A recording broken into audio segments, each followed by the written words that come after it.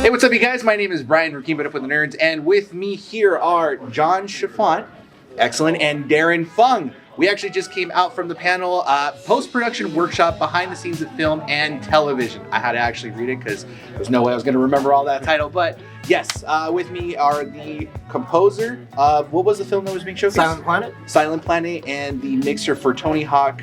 Until the Wheels Fall Off. Until the Wheels Fall Off. Excellent. Yes. So first of all, I just want to start off by saying interesting panel. I've always loved the post-production scene when it comes to film and television because you guys are the unsung heroes of anything that gets put out there. Without the correct composition of music, without the mixing of sound to really sell the environment, we wouldn't have what we have now when it comes to film or any television production that's out there. I want to get started with what are you guys' inspirations that got you to do what you guys do in the first place? Well, like all good Chinese boys, I started playing piano when I was 3. I think, and all jokes aside, this one time at band camp, I remember we were playing this arrangement of the soundtrack from Robin Hood, Prince of Thieves. Just still to this day, one of my favorite soundtracks, and just, the emotional highs and lows, and just that music just really, really spoke out to me, and that was kind of what brought me into it. And then I started writing music, and there you go. So perfect. What about you, John? Was there any inspiration that got you to do what you do? My path is pretty typical for people who do audio post-production, sound effects, audio post, and that is you start as a musician and you have some aptitude and some passion for music and sound, and it just leads you to the next thing. Oh, I want to record my own music, so you start to learn to record things, and then I want to manipulate this somehow, and before you know it, leads you to audio post-production. Gotcha. I want to start with composition first. Being a composer, you said that you started learning piano at the age of 3. Do you know any other instruments? In order for you to become a composer, do you need to have a basics of musical instruments to kind of get started? I think there are a lot of people who do this come from very different paths. Mm-hmm. I come from a very traditional classical background. I play saxophone as well too, and I did a 4-year music degree at McGill, in Montreal, which is very much about writing music and all that sort of music degree stuff. There are a lot of people who come from a rock and roll background. The band stopped touring and they just love playing, but they don't read music. And I think either approach is valid and legit, and people bring different things to the table. One of the things I said one of the things I said at the panel was that I can't mix my way out of the box, right? Like that's just not my skill set. Mm-hmm. Whereas, other colleagues who may be, coming from a band background, they don't know how to orchestrate. They don't know how to write, for an orchestra. So, different things, different strengths, different things on the table, all sort of same way to get to the end of to the finish line there. Gotcha. Yeah. And I mean, that's all very dependent as well on like what the project is at hand, right? Like sometimes you're asked to basically do an orchestral background for this film, or sometimes you need a little more of a grunge or rock and roll based background.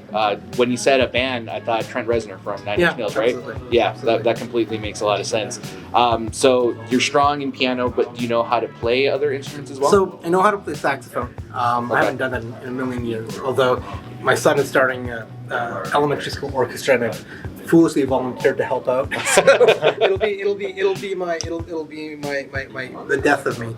But you study how to write for these instruments, at school, but you don't need to know how. Like, I can't play trumpet to save my life, but I know how high to write for that. I can't play guitar. My fingers they're short, stubby piano fingers. I can't play guitar to save my life, but I know how to write for it and how to get the sound that I'm looking for. Gotcha. Now, when it comes to, I want to visit what you do, John. When it comes to mixing, you said that you worked in sound effects. You worked in special effects. You said as well, or sound, audio, sound and audio, and come from a music recording background. Okay, was recording engineering for music.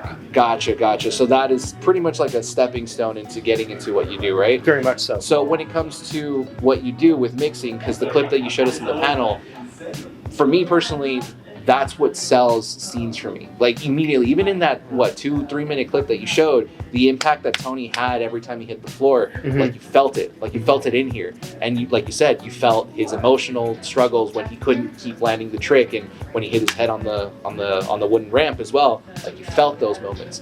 So when you do what you do with the work that you do with mixing and everything like that, I guess the question I'm asking is like, what is the goal that you're trying to reach when it comes to certain projects that you do?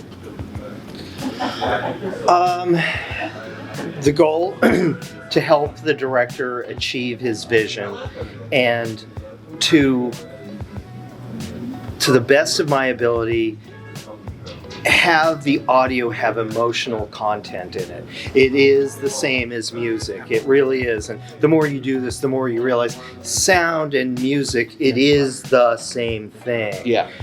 You pick a high, medium, and low sound to go into something, or maybe you just want a low sound, maybe you just want a high sound, and these things go together. And sometimes you want the things that go together nicely, like a major, and then sometimes you want something that's dissonant, so it's minor. I think I lost track of your question. No, it was like the goal of it, right? Because at some point when I'm looking at that clip, granted, it's production and the director that says like, this is the emotion that I want to reach, the purpose of that scene. This is what I want to reach, right? But mixing has to have that sound to match that. So I guess, are you the one that's kind of directing that sequence? Are you the one that's kind of giving that creative output to say like, this is what I want to reach in the scene, or are you following the direction of the director? Well, the director will often say things that he wants to achieve, but he can't translate that into words for what I'm doing. So I just pick up on things they say, just like you do when you're composing. I want this to be sad or happy, or he doesn't know that means minor, or she doesn't know that means major or whatever. So I hear what you're telling me, and I go, okay, I think it needs to be like this, and I think it should be like this. So is this achieving what you want? It is very much a collaboration. Now, you did bring up a point that was brought in the panel, which is you guys are working with people that sometimes don't even use the terminology that you guys are so used to or know, right? Is it difficult to work or even translate that to people that might not be familiar with it? You said you work with directors that aren't musically not knowledgeable, but like they can't speak that language, right? They don't know that terminology.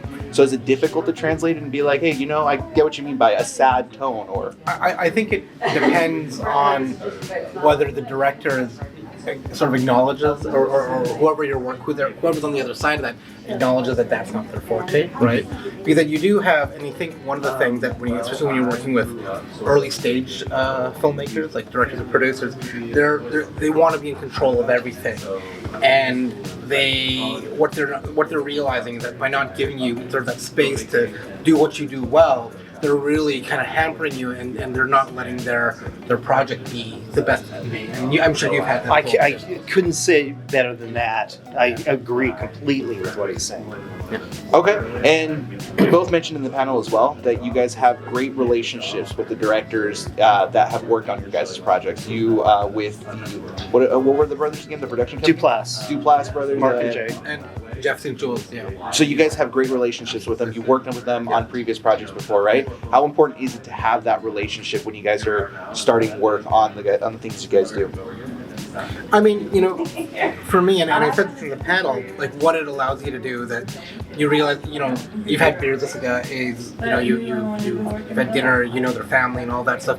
You know that if they're giving you a comment, from an ego perspective, they're not trying to take you down a notch. Like, you're those pretenses are gone, and it's really about just getting the best, getting the best project, getting to the gold standard of where you need to be. I think, oftentimes where when you work with a director you don't know, and it's really easy to take that email. Email's horrible, by the way, but it's really easy to take that like really poorly worded email, really personal. Like, oh, really, like, really, and I think just when all that pretense is gone and you just know that person, even that, I've worked with a director who he's difficult to work with, right? I've worked with one, but you sort of know that's just his thing. It's not a personal thing. And once you're able to get that personal, and we all have egos. We all want to have the back. We all want to feel good about what we work about. But once you're able to kind of get past that, and it becomes about the work, I think that's what makes it. That's when you get going, the creative just gets flowing, and you're able to do your best work. At the end of the day, it's the finished product that matters the most, right? You want to make sure that what you're putting out there is enjoyed by the people that want to consume it. 100% makes sense. And then when it comes to dealing with, directors or productions that you're not familiar with, is there anything that you guys do differently or approach that project differently to make it happen? It just takes a little bit longer to get that familiarity. Uh-huh. I mean, I did a mini series or 3 episodes, and it was my first time working with this director producer, and it took us 4 weeks to get through episode 1, and it took us 3.5 weeks to get through episodes 2 and 3 combined. Right. Part of that was just mix the schedule for that day, but the other part was just we had the vernacular, we had the relationship, and we were able to just kind of get through it a lot quicker. So it takes, it's relationship building, it's trust building. I mean, how do you feel about that, John? I agree completely. You made a comment about younger directors or new directors like to micromanage. Of course, that's natural. It's human instinct to do that. But you realize once you start working with more accomplished, more seasoned directors, they let you do your thing, and that brings out the best in you. And then they can say, "I love that and that and that. That I'd like a little different." You go, "Yeah, that's great. Sure, of course. I'm glad you like this stuff." Not micromanaging is a good thing. I want to back up one step. Something you said about. I'm losing my train of thought. Not having the director understand the terminology. I teach at LMU, and I see a lot of the young filmmaker students trying to learn the terminology and use the terminology, and they're fixated on doing this.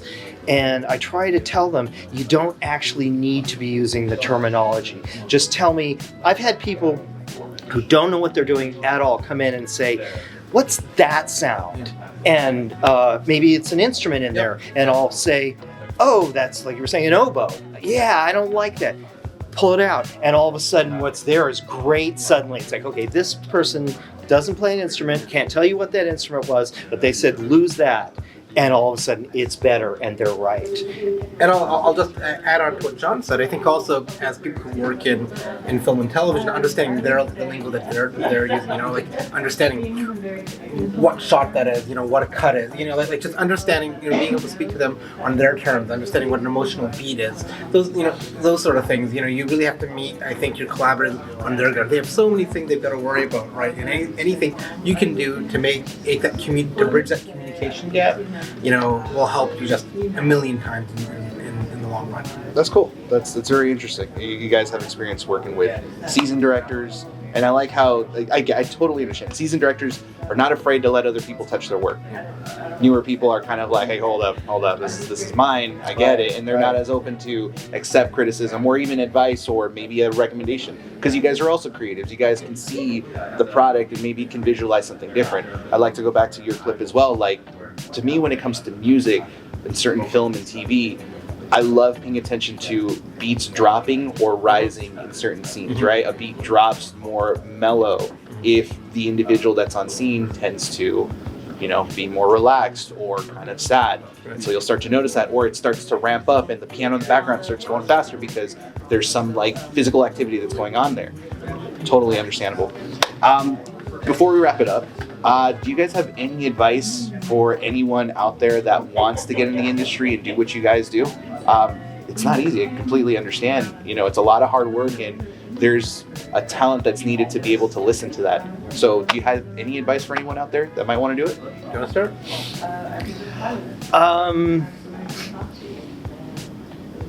If you're passionate, go for it, but you need to be passionate because you're going to get knocked down.